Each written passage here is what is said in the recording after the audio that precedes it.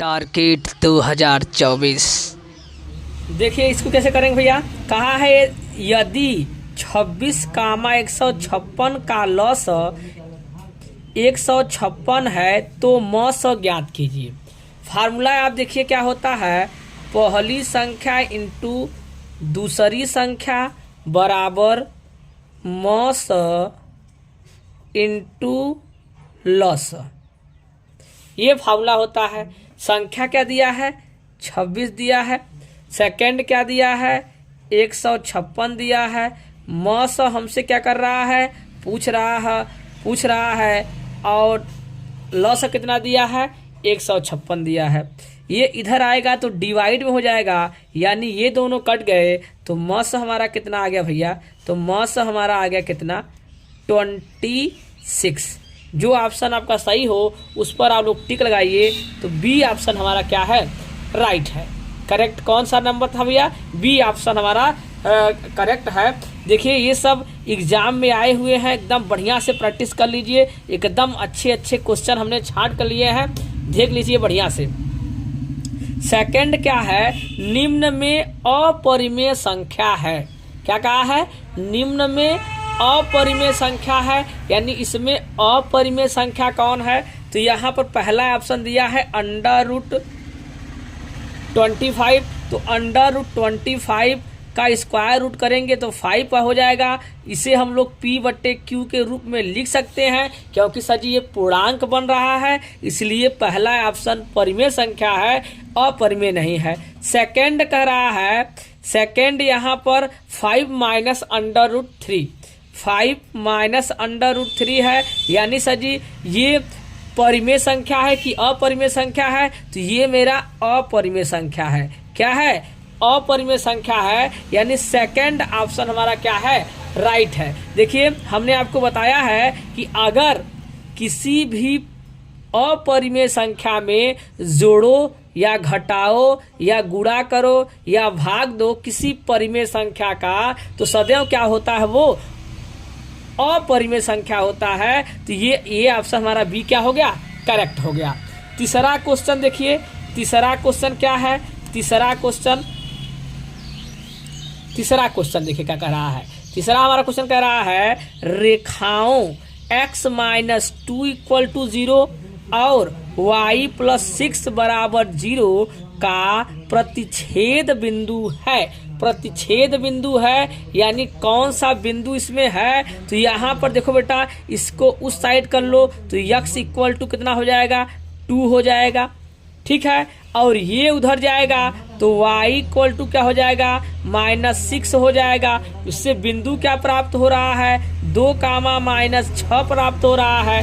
जो ऑप्शन ये सही हो उसको टिक मारो, तो ये आ जाएगा 2, -6। ये हमारा डी ऑप्शन क्या है करेक्ट है, ठीक है। समझ में आ रहा होगा। 3 क्वेश्चन हमें आपको बता दिए। अब देखिए चौथा क्वेश्चन, देखिए एकदम धमाकेदार क्वेश्चन। ऐसा क्वेश्चन हर बार एग्जाम में आता है। जल्दी जल्दी आप लोग इसको पढ़ लीजिए, एकदम बैठा लीजिए, रट लीजिए, आने वाला ही है। कहा है ये दिया है आपको, समीकरण दिया है। समीकरण क्या दिया है भैया, समीकरण हमको आपको दिया है कि ये दिया है a1x + b1y + c1 = 0 और a2x + b2y + c2 = 0 ऐसा दिया है। तो यहाँ पर देखो कंडीशन दिया है का एक अद्वितीय हल होगा। कौन सा अद्वितीय हल है, तो ऑप्शन नंबर सी जो है वो अद्वितीय हल होता है, यानी a1/a2 ≠ b1/b2 रहे तो उसे हम लोग कहते हैं ये क्या है अद्वितीय हल है। क्या है भैया, ये अद्वितीय हल है। क्या है अद्वितीय हल है। समझ में आया होगा आपको। अगर नहीं समझ में आ रहा है, कोई भी समस्या आपको लग रही है तो आप कमेंट कर सकते हैं, दोबारा हमसे पूछ सकते हैं। आते हैं अगले क्वेश्चन में। ये आ गया हमारा 5th number question. 5th number question क्या कर रहा है, ध्यान से देखिए, ध्यान से देखिए। 5th नंबर क्वेश्चन कह रहा है समीकरण 5x² minus 3x plus 2 equal to 0 के मूलों का योगफल क्या है। मूलों का योगफल के लिए हमने आपको एक फार्मूला बताया था। फार्मूला क्या है भैया, नहीं पता है तो सुन लीजिए। मूलों का योगफल फार्मूला अल्फा प्लस बीटा बराबर माइनस बी अपान ए, ये फार्मूला होता है। माइनस बी अपान ए मतलब सर ये देखिए, ये हमारा ए है, ये बी है और ये क्या है, सी है।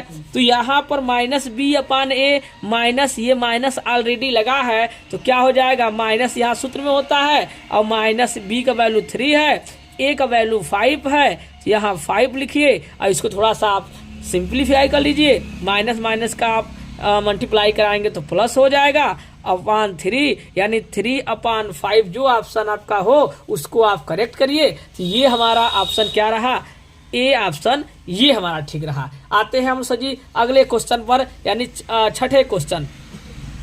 छठा क्वेश्चन क्या है, छठा क्वेश्चन हमारा कह रहा है यदि शांत जल में, क्या कह रहा है, यदि शांत जल में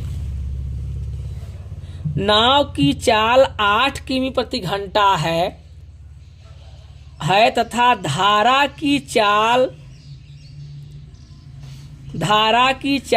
3 किमी प्रति घंटा है, तब धारा के विपरीत नाव की चाल, फार्मूला होता है x माइनस वाई, यानी सजी विपरीत के लिए कहे तो x माइनस वाई, और अगर उसी के दिशा में कहे तो x प्लस वाई, तो माइनस कर दो बेटा, यानी सिंपल सा ये 8 है और ये 3 है, माइनस कर दिए तो 5 ऑप्शन जो दिखे उससे तुम लोग टिक मारो, यानी आपका ऑप्शन नंबर डी क्या है, ठीक है। आपको बढ़िया समझ में आया। देखिए 7वां क्वेश्चन देखिए क्या कर रहा है, दो समरूप त्रिभुजों के क्षेत्रफल क्रमशः 20 सेमी स्क्वायर और 45 सेमी स्क्वायर है, उनकी ऊंचाइयों का अनुपात ज्ञात कीजिए। फार्मूला क्या होता है, फार्मूला हमारा होता है समरूप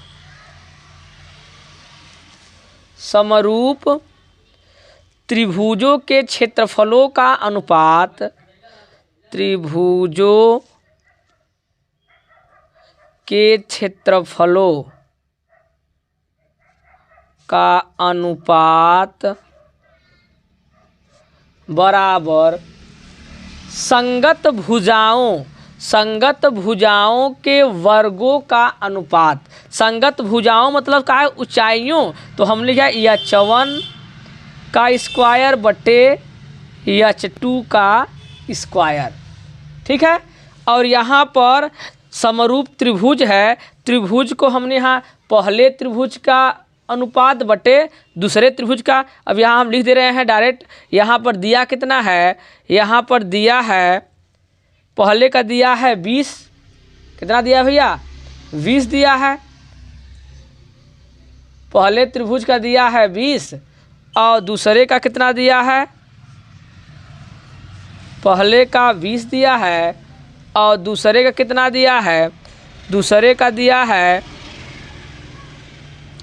45, इसका स्क्वायर और इसका स्क्वायर, यहाँ स्क्वायर और यहाँ भी ये h1 और h2 का स्क्वायर, इन दोनों का होल स्क्वायर कर लीजिए, 20 और 45 का होल स्क्वायर बराबर h1 अपान h2 का होल स्क्वायर। वर्ग से वर्ग हमने कैंसिल आउट कर दिया, यहाँ 20 अपान 45 बराबर h1 अपान h2, इससे हम लोग से काट दो तो h1 अपान h2 बराबर 5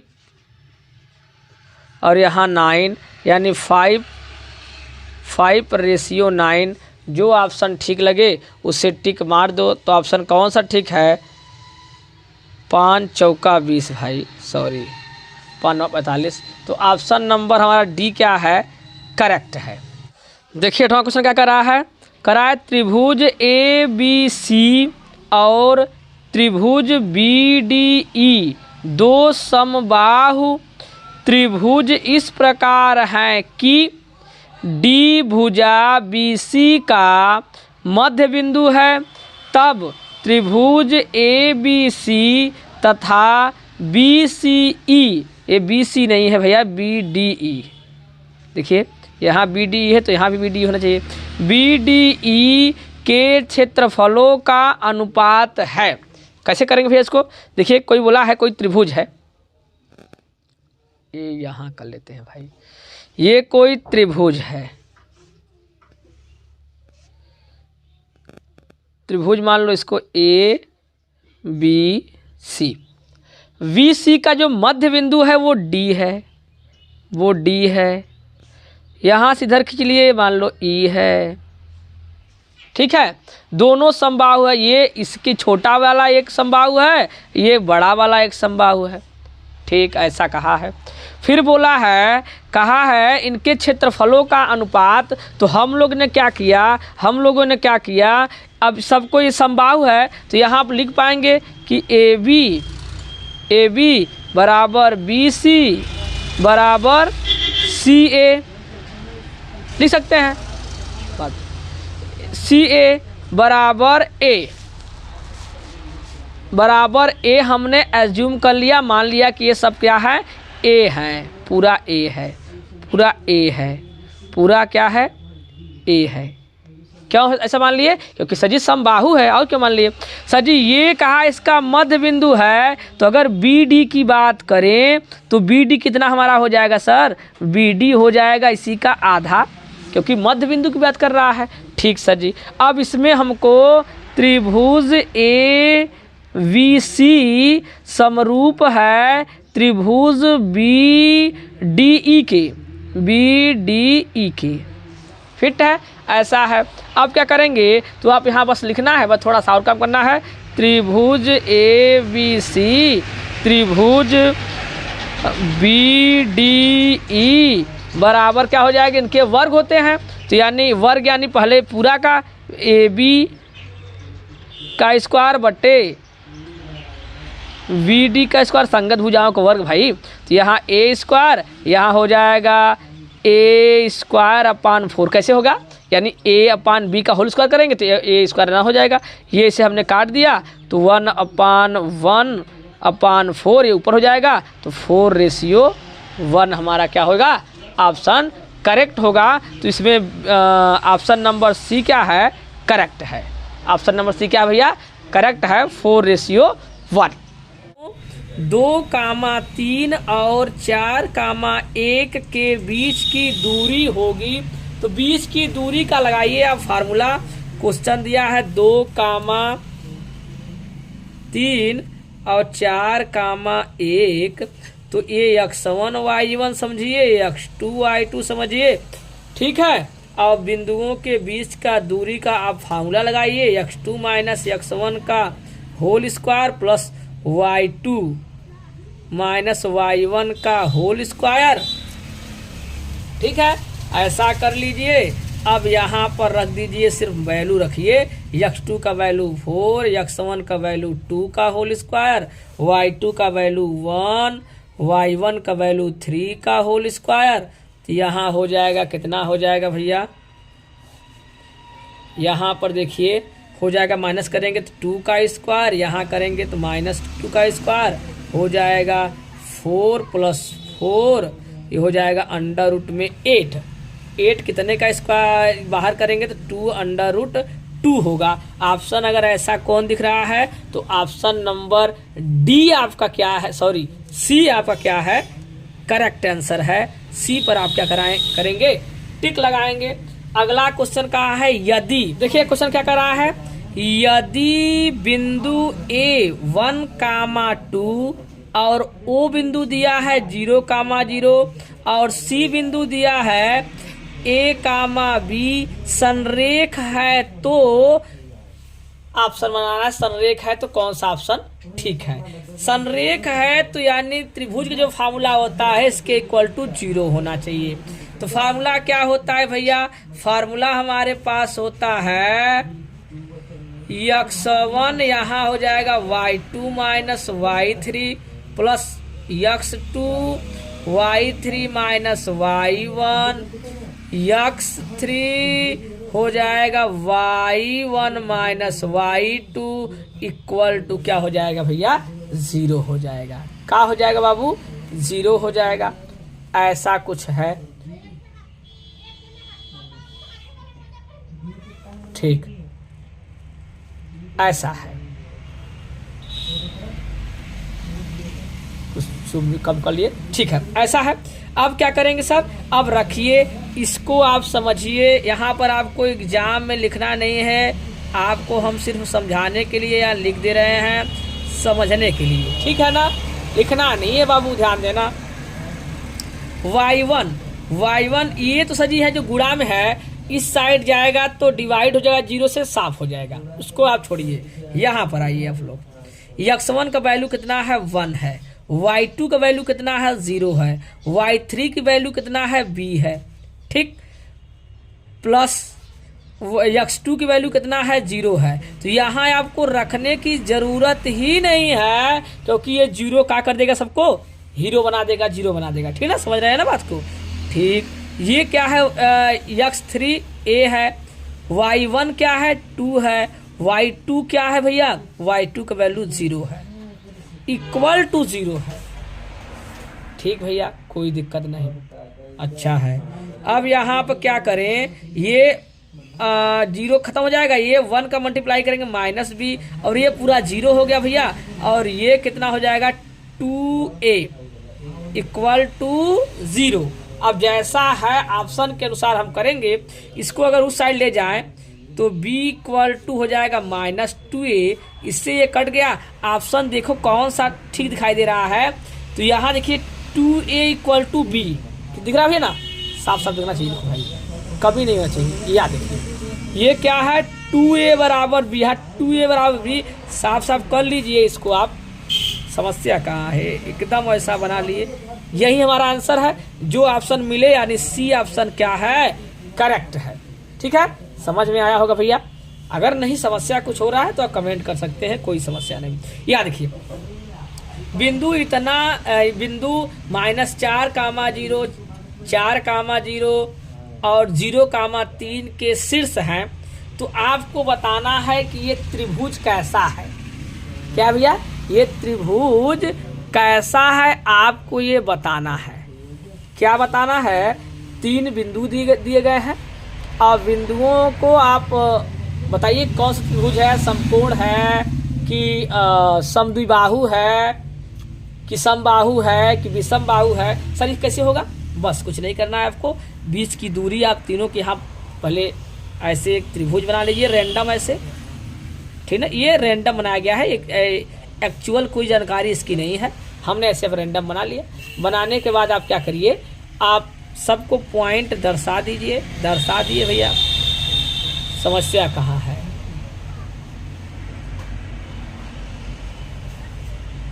ये 0, 3 है। अब ये रैंडम ले लिए हम लोग। अब इसके बीच की दूरी, इसके बीच की दूरी और इसके बीच की दूरी आप निकाल लीजिए, और फिर तब समझ में आएगा कि कौन सा ये क्या है। पहले बीच की दूरी आराम से निकालिए आप लोग।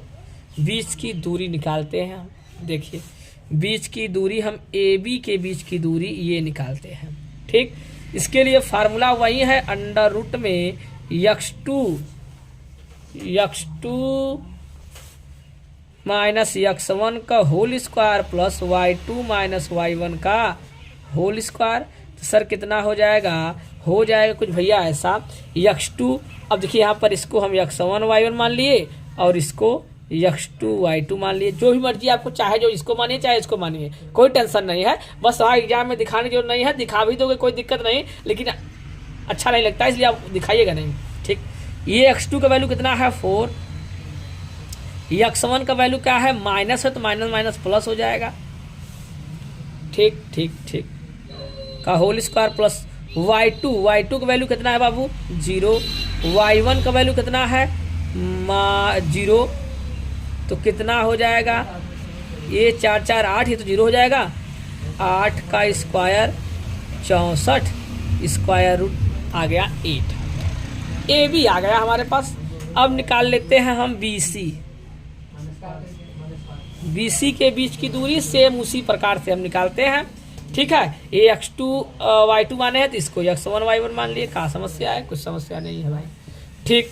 अब वही फार्मूला x2 का वैल्यू 4, x1 का वैल्यू 0 का होल स्क्वायर प्लस y2 का वैल्यू 0, y1 का वैल्यू कितना है, y1 का वैल्यू है 3 का होल स्क्वायर।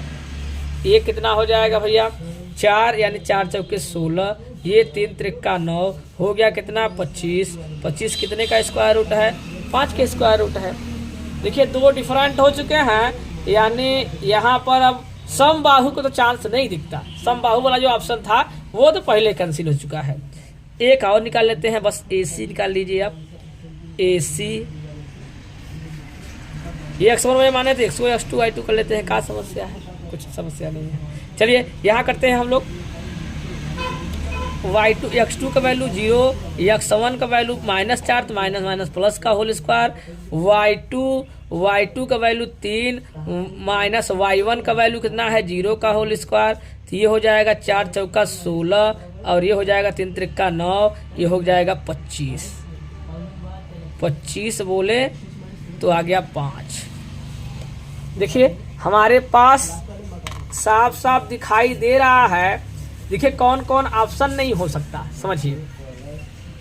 अब समकोण सर ऐसा क्यों नहीं हो सकता कि दो कोणों का योग तीसरे से बड़ा होना चाहिए, ऐसा नहीं है, बड़ा तो है, लेकिन यहाँ पर अगर आप राइट एंगल किसी को लेकर हल करने की कोशिश करें तो अगर मान लो इसको 8 मान लिए, इसको 8 मान लिए, इसको 5 मान लिए, तो ये हो जाएगा 50-25 एक ब्रैकेट में दोनों का योग करके 25-50 हो जाएगा, और यहाँ 64 हो जा रहा है, दोनों इक्वल नहीं हो रहा है, समकोण तो गलत, समकोण गलत हो गया। समबाहु क्या समान भुजा है, नहीं है, ये भी गलत, दो ऑप्शन गलत। विषम बाहु क्या सब अलग अलग है, नहीं, अलग अलग भी नहीं है, तो समद्विबाहु ऑप्शन क्या हो गया, राइट हो गया। ठीक है, आपको समबाहु का ऑप्शन एकदम क्लियर समझ में आया होगा, आप ऐसा ही वहां पर चेक करके तुरंत फर्स्ट आप कराइएगा, ऑप्शन को टिक करिएगा। ठीक है, आइए हम 11th के बाद 12 पर आते हैं। 12 के सबका कह रहा है यदि साइन ए बराबर इतना तो tan ए का वैल्यू ज्ञात कीजिए। साइन ए का वैल्यू दिया है भैया, तो साइन ए बराबर कितना दिया है, साइन ए बराबर दिया है 4/5। ठीक है, और tan का वैल्यू हमसे पूछ रहा है, तो क्या हम tan थीटा बराबर यानी tan ए बराबर साइन ए अपान कास ए लिख सकते हैं, श्योरली लिख सकते हैं, कोई समस्या नहीं।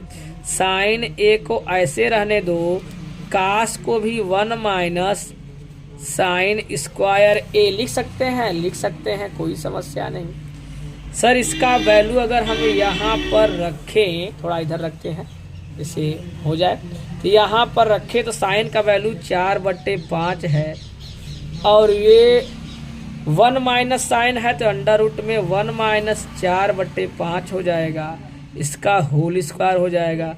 ये 4/5 इसको इसे रहने दो, ये वर्क करेंगे तो हो जाएगा अंडर रूट में है 16 माइनस 25।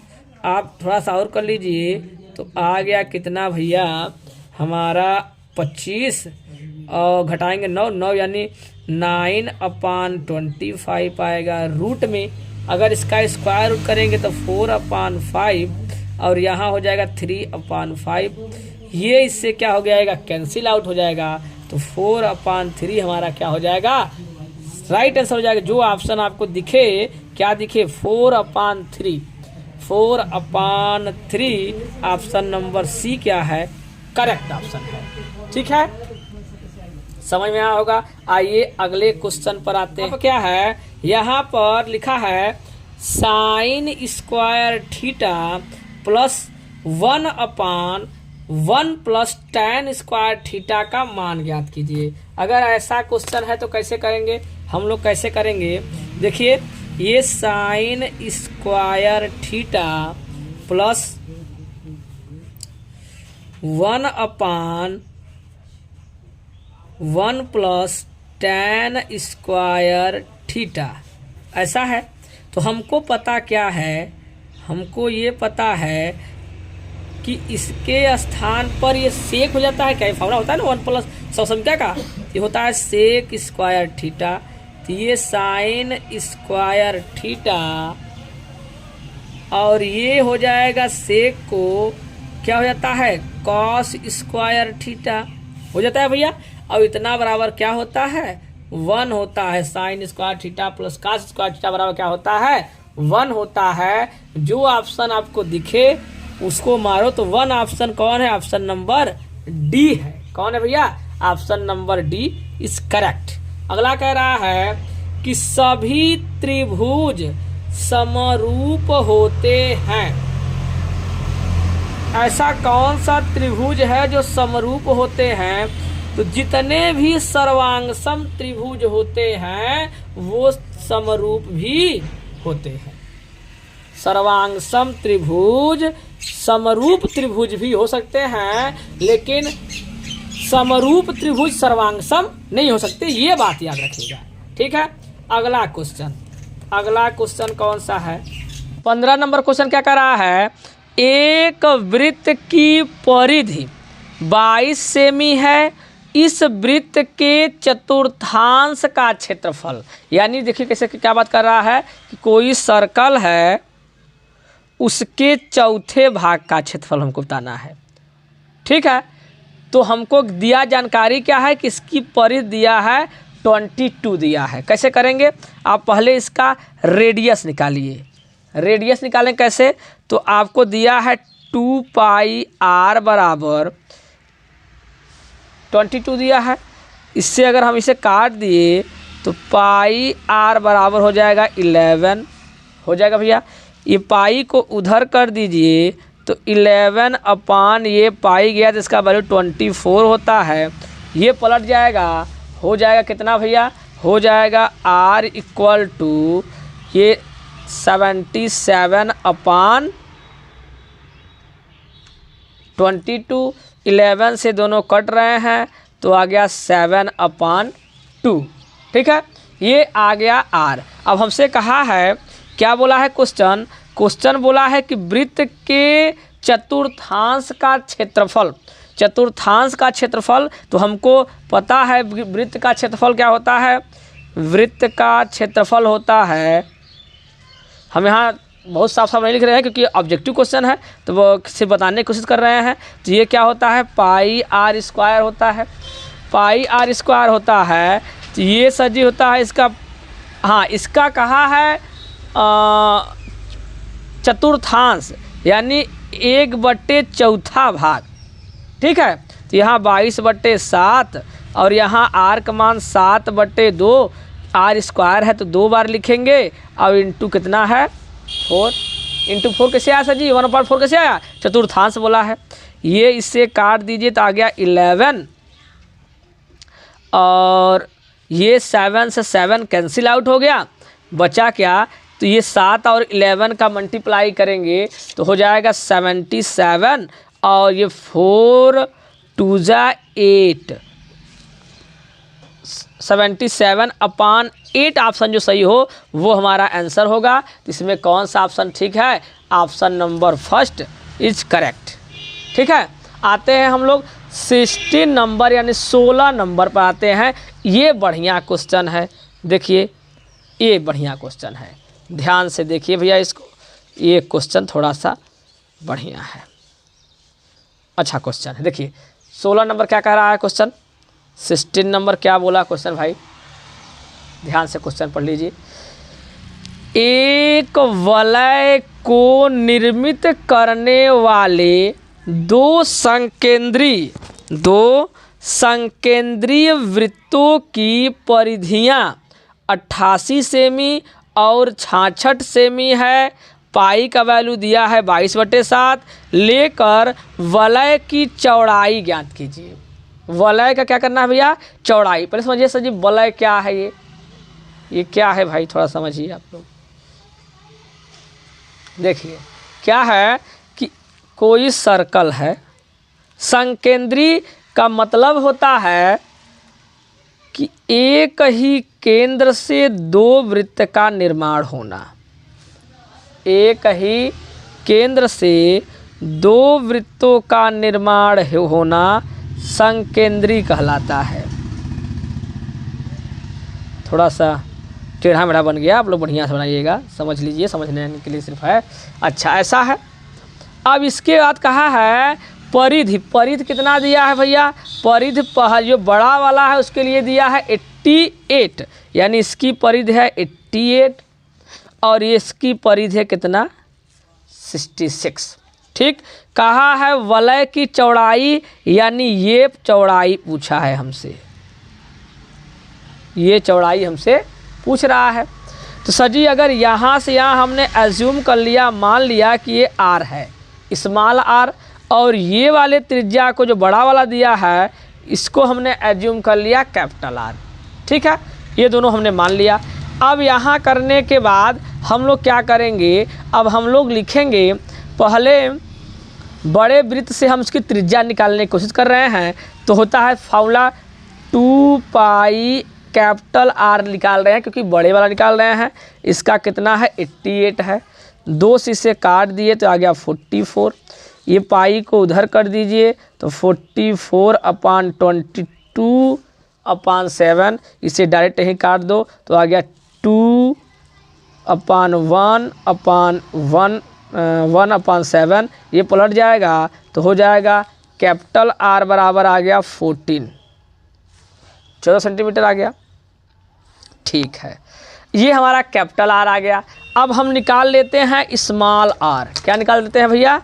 स्मॉल आर, वही formula 2 pi R equal to कितना दिया है? 66 दिया है। इससे काट दो भैया, 36 आ गया, 33 आ गया।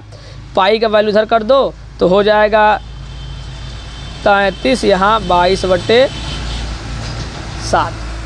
ठीक भैया, इतना आ गया। अब ये 11 से काट दिए तो 11 दूना 22, 11 त्याई 33, ये पलट जाएगा तो हो जाएगा 7 21/2। ठीक है, 21/2 आ गया हमारा स्मॉल आर। अब हमको देखिए ध्यान से, यहाँ देखिए, हमको ये चाहिए, ये चाहिए। सर जी अगर ये पूरा में से ये इतना माइनस कर दें, फिर समझिए ध्यान से, अगर ये पूरा में से यहाँ तक में, अगर यहाँ से यहाँ तक है और उसमें से अगर ये वाला माइनस हम कर दें तो ये इतना बचेगा ना भैया, बस वही कर दीजिए। तो वलय, वलय क्या निकालेंगे? वलय आपका क्या आएगा? R minus small R. तो आर है 14, स्मॉल आर है 21/2, 14 दूना के 28 माइनस 21/2, तो कर लीजिए कितना आ गया बेटा? 7/2। ऑप्शन देखते हैं कैसा है, पॉइंट में है कैसा है? 7/2 में है। ऑप्शन कहाँ है? ऑप्शन देखते हैं, ये रहा क्वेश्चन। देखिए यहाँ पर ऑप्शन फर्स्ट दिया है 14, ये तो है नहीं। 7 भी नहीं सर आया है। 7/2 आया है, ये नहीं है, यानी option number C is correct. ठीक है, सी ऑप्शन आपका सही है। अगला क्वेश्चन, अगला क्वेश्चन पे आते हैं। ये क्वेश्चन देखिए, ये तो इसी में हो जाएगा, देखिए ध्यान से। एक पाइप का बाहरी व्यास 4 सेमी तथा भीतरी व्यास 3 सेमी, उसकी लंबाई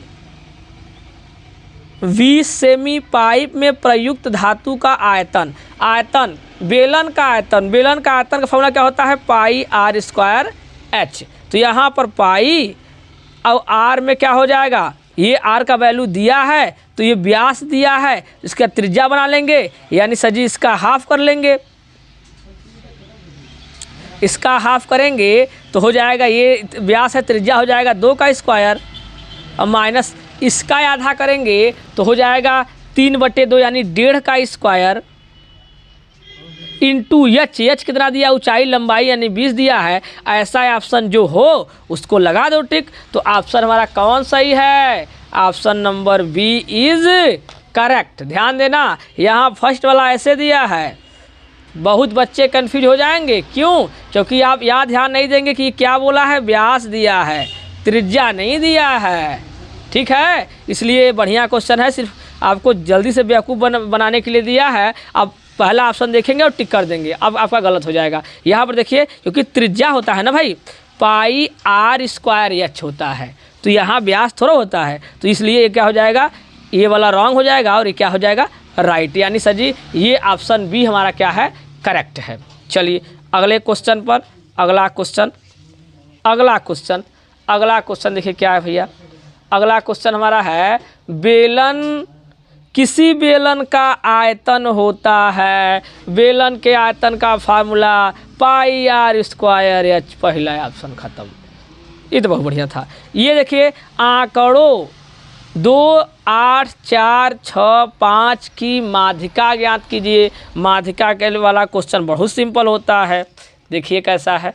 तो यहाँ पर पहले आप आरोही या अवरोही क्रम में आप सेटल करेंगे इसको, तो हम कर रहे हैं आरोही क्रम। आरोही क्रम में क्या है, 2 है, फिर 4 आएगा, फिर 5 आएगा, फिर 6 आएगा और फिर 8 आएगा। 1 2 3 4 5, 1 2 3 4 5, ठीक है।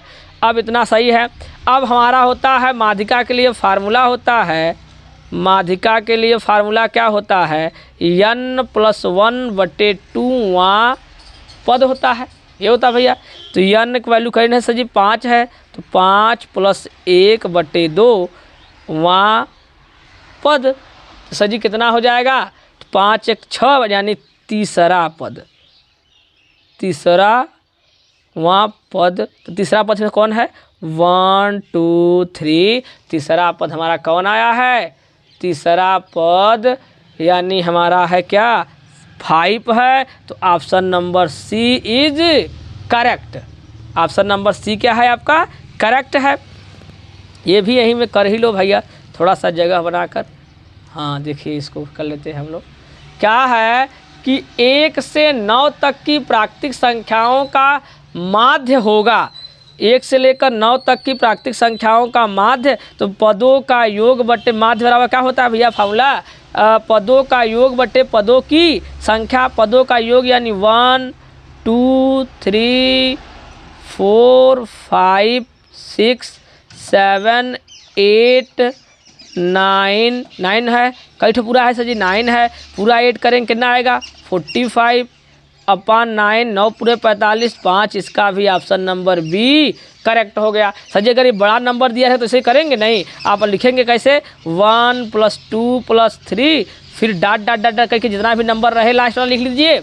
और इसके लिए एक फार्मूला होता है n+1/2, इसका फार्मूला का यूज करेंगे, चाहे इतना बड़ी संख्या निकल जाएगी। देखो यहाँ चेक कर देते हैं, तो पूरा 9 है, तो देखिए 9 और 9 + 1/2, तो ये हो जाएगा 9, ये पूरा अपन नहीं है, ध्यान देना। यहाँ पर है 10, 10 को काटेंगे तो हो जाएगा 5, 5 9 45, देखो 45 आया था, ठीक ना। तो ऐसे हमने आप पूरा देखिए, इस प्रकार हमने 20 क्वेश्चन पूरे समाप्त कर लिए हैं।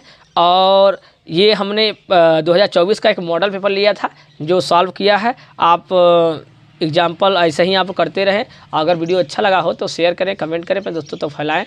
मिलते हैं अगले वीडियो में, तब तक हंसते रहिए, मुस्कुराते रहिए। जय हिंद, जय भारत।